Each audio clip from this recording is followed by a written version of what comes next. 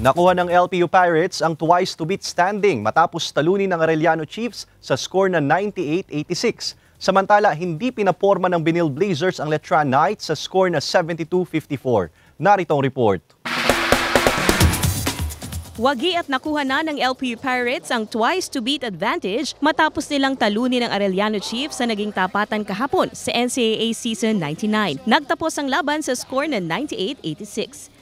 First half pa lang ng laro nakabuo na agad ng malaking kalamangan ng LPU Pirates kontra Arellano Chiefs. Nagpakita naman ng magagandang bitaw ng bola ang parehong koponan sa sumunod na mga quarter. Hanggang sa huling quarter nasa kamay ng Pirates ang kalamangan at hindi na binigyan ng tsansa ang Chiefs na makadikit at maagaw ang pagkapanalo.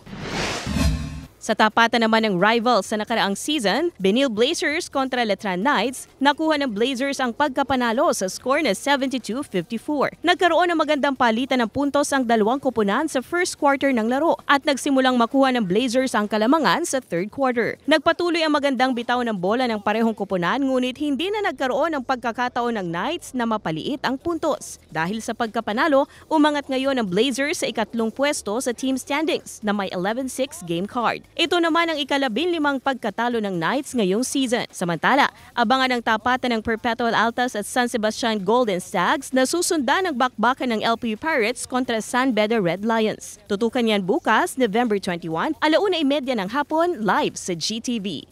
Ivy Saunargasang, Balitang Southern Tagalog.